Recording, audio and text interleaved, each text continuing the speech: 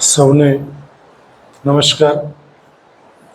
આદરણીય મારા vice principal Hiteshbhai,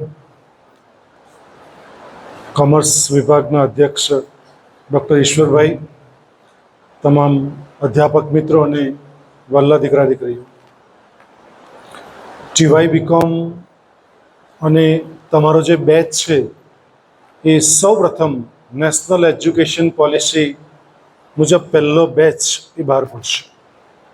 એટલે તમે ખૂબ નસીબદાર લોકો છો કે જે નેશનલ એજ્યુકેશન પોલિસી અસ્તિત્વમાં આવી અને તમે FY બીકોમમાં એડમિશન લીધું. અને હવે ટીવાય બીકોમ ભલે શરૂ તો 17 તારીખથી થયું, ગયા વીકથી શરૂ થયું, પણ આવતીકાલે જ નજીકના ભવિષ્યમાં જ પૂર્ણ થઈ જશે, આપણને ખબર પણ નહીં પડશે. કારણ કે તમે જો ગઈકાલ ઉપર નજર કરો તો જાણે ગઈકાલે જ FY બીકોમમાં એડમિશન લીધું અને ટીવાય બીકોમ પૂર્ણ પણ થઈ જવાનું. એટલે સમય નીકળતા દીકરાઓ બિલકુલ વાર લાગતી નથી, પણ સમયની સાથે ચાલવું એ અત્યંત જરૂરી છે. અને જે વિદ્યાર્થીઓ સમયની સાથે ચાલે છે એ લોકો જીવનમાં સફળતા હાંસિલ 100% કરે છે. હું બહુ હૃદયથી ઈચ્છું છું કે ટીવાય બીકોમમાં ભૂતકાળમાં પણ ભવ્ય રિઝલ્ટ આવ્યા છે. એમાં દિવ્યા લહમાગે જે મેડમ તમને ભણાવે છે, આખી યુનિવર્સિટીમાં યુનિવર્સિટી ફર્સ્ટ ટીવાય બીકોમમાં આવેલી. જોરદાર તાળી એમને માટે પણ થઈ જાય.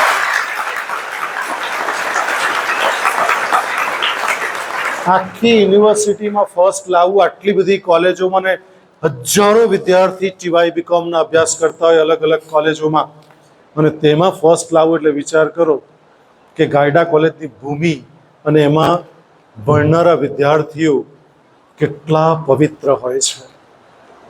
અહીં એક જ વસ્તુ હું વાત કરીશ કે તમારે દરેકે મહેનત તો કરવી પડશે. ટીવાય બીકોમ એક જ વખત કરવું પડશે. MCOM તમારે એક જ વખત કરવું પડશે. વારંવાર MCOM કરવાની જરૂર નથી. હિતેશ સરે MCOM કર્યું, મેં MA કર્યું, તો પાછું મારે MA ની પરીક્ષા આપવી પડે નહીં. એટલે તમારી જિંદગીના અમૂલ્ય હજી પણ 4-5 વર્ષે મહેનત કરી લો, જિંદગી સફળ થઈ જશે. જો આજે મહેનત નહીં કરશો તો આવતીકાલે 5-10 હજાર રૂપિયામાં નોકરી કરવા માટે તૈયાર રહેજો. રાઈટ? એટલે આજે જે તમારી મિટિંગનું આયોજન કર્યું છે એ મિટિંગનું આયોજન રિદ્ધિબેન બોલવા જતા જુદું, પણ બોલાઈ ગયું જુદું, કે લાગણી છે, પણ મને છે ને તમારી ચિંતા અને ચિંતન થાય છે. કારણ કે આર્ટ્સમાં તો અમારા તો બચ્ચાઓ વહેંચાઈ જાય.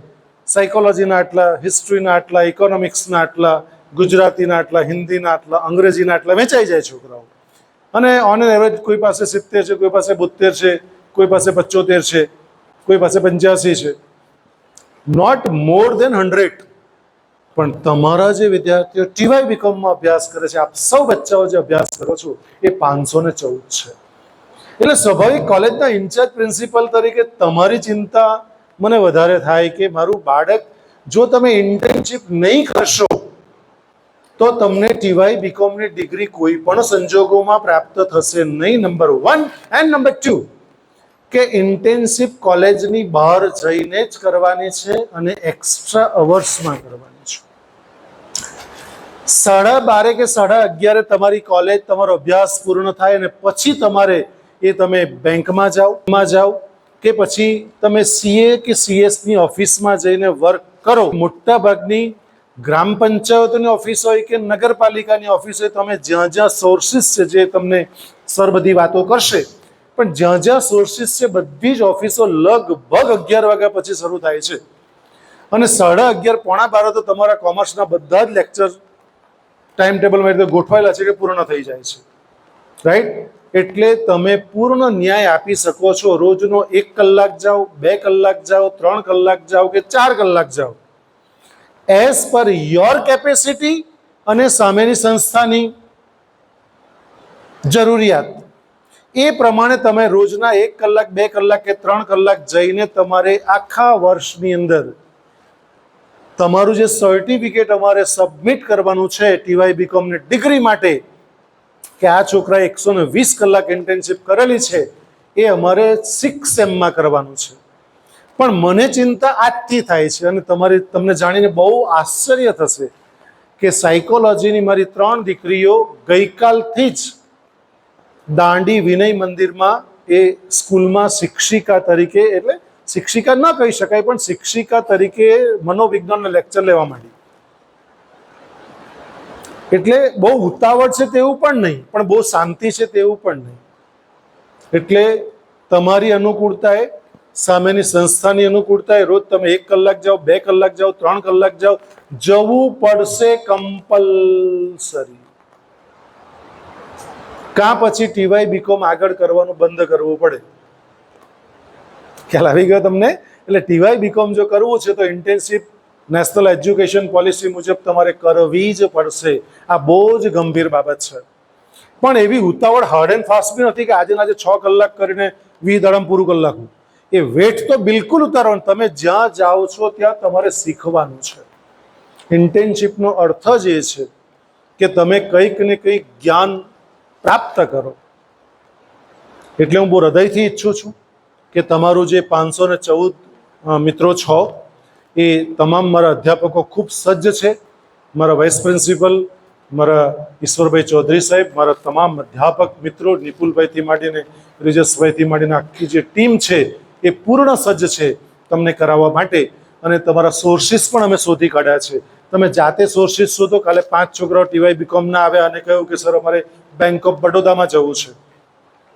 ઇમિડિયેટલી નિપુલ સરને જોડે મોકલ્યા અને મેં લખી આપ્યું કે ભાઈ મારા છોકરાઓ 5 છોકરા ઇન્ટર્નશીપ માટે તમારી બેંક ઓફ બરોડામાં આવશે ને આ કાર્ય કરશે. એટલે અમે તો પૂર્ણ સજ્જ છે ને તમારે પણ આ કરવું. હવે આવી પડ્યું છે તો આપણે કરવું તો પડશે જ. એમાં કોઈ બહાનાબાજી મને બિલકુલ જોઈશે નહીં. કારણ કે બહાના આપણે કરવા માંગતા નથી, કારણ કે ટીવાય બીકોમને ડિગ્રી પ્રાપ્ત કરવી છે માટે. તમારા કોઈ પ્રશ્ન હશે તો હિતેશ સર પૂર્ણપણે તમને જવાબ આપશે. કોઈ પણ પ્રશ્ન હૃદયના ખૂણામાં હોય ઇન્ટર્નશીપને લગતો કે તમારા ટીવાય બીકોમને લગતો, બહુ હૃદયથી પૂછી લેજો. બિલકુલ શરમ નહીં કરશો કે સર મારું આ કન્ફ્યુઝન છે. રાઈટ?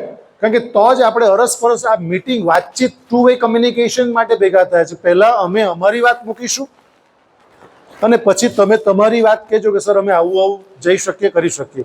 દાખલા તરીકે મનોવિજ્ઞાનને એક ઉદાહરણ આપીને મારી વાત પૂર્ણ કરું. મારે પણ ક્લાસ છે એટલા માટે કે મનોવિજ્ઞાનમાં અમે બધા જ બાળકોને ભેગા કર્યા. 72 બાળકો છે અને બધા જ બાળકો ક્લાસમાં આવે છે માની લેવાનું કોઈ કારણ નથી. 40 થી 45 બાળકો આવે. હવે ટીવાય બીકોમ તમે જે ડિવિઝનમાં અભ્યાસ કરો છો આખો ક્લાસ 150નો ફૂલ હોય એવું ક્યારે નથી બન્યું. એફઆઈ બીકોમના થોડા દિવસ શરૂમાં બનેલું, પછી તો લોકોને કામ જ વધી ગયા. એટલા બધા કામ આવી ગયા કે કોલેજમાં આવે તો ખરા પણ ક્લાસ સુધી નહીં આવી શકે. એટલે આવું થાય એમ સ્વાભાવિક છે. અને એવા વિદ્યાર્થીઓ ખરેખર પોતાની જિંદગી બગાડી રહ્યા છે. કોલેજ એ માં સરસ્વતીનું મંદિર છે. આ પવિત્ર ભૂમિમાંથી હું પણ ભણ્યો છું ને અહીંયા ઇન્ચાર્જ પ્રિન્સિપલ તરીકે છું 34 વર્ષથી. હિતેશ સર પણ ભણ્યા છે, અધ્યાપક પણ છે અને આજે વાઇસ પ્રિન્સિપલ પણ છે. ઈશ્વર સર પણ અહીંયા જ ભણ્યા છે, રિદ્ધિ મેડમ પણ અને અહીંયા જ ભણ્યા, દિવ્યાબેન પણ. અહીં ઘણા બધા મિત્રો, નિપુલ સર પણ અહીંયા જ ભણ્યા છે. આ બધી અહીંની પ્રોડક્ટ છે એટલે અમે બહુ હૃદયથી ઈચ્છીએ કે તમે પણ આવતીકાલે, અમે તો નિવૃત્ત થવાના હવે 2-4 વર્ષની અંદર, તમે પણ આવતીકાલે ગાયડા કોલેજની ધુરા સંભાળો એવી અમારી શુભેચ્છા છે તમને. કે તમે પણ મારી જેમ સ્ટેજ ઉપર આવીને આવતીકાલે ટીવાય બીકોમના કે એફઆઈ બીકોમના બાળકોને સંબોધન કરતા હોય. રાઈટ?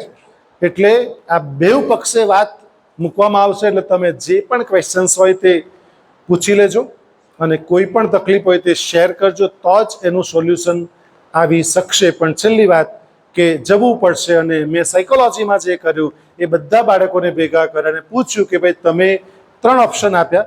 એક મનોવૈજ્ઞાનિકને ત્યાં જવું, જેમ તમારે 5 ઓપ્શન છે, 10 ઓપ્શન છે, અમારી પાસે પણ બહુ બધા ઓપ્શન છે. અમારી પાસે 120 ઓપ્શન છે સાયકોલોજી પાસે. એટલે એ બચ્ચાઓને કહ્યું કે ભાઈ તમે સ્કૂલમાં મનોવિજ્ઞાન જે સ્કૂલમાં ચાલતું તે સ્કૂલમાં તમે જઈ શકો. તમારી પાસે પણ ઓપ્શન ખુલ્લો છે કે એકાઉન્ટ ને કોમર્સ તો દરેક સ્કૂલમાં 11, 12માં, 10માં હોય જ છે. રાઈટ?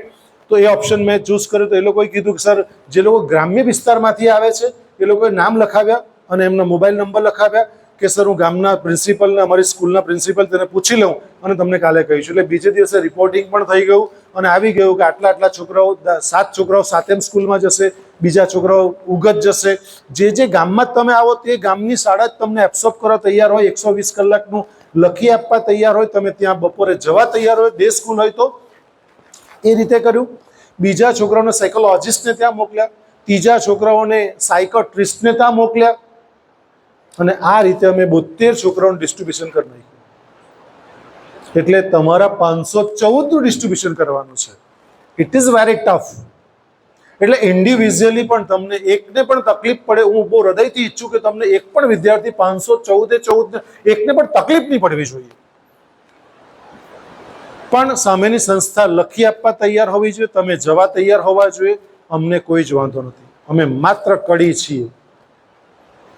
અને તમે જે સ્કૂલમાં જવા માંગો છો, જે સંસ્થામાં સીએની સંસ્થામાં જવા માંગો છો, મારા તમામ મિત્રો તમે જેને ફાળે હશો 160 જેવા વેચી આપ્યા છે, એની સાથે તમારા મેન્ટર હશે, તમારા ગાઈડ હશે, તમારા નોડલ ઓફિસર્સ હશે, એની સાથે કીપ ઇન ટચ.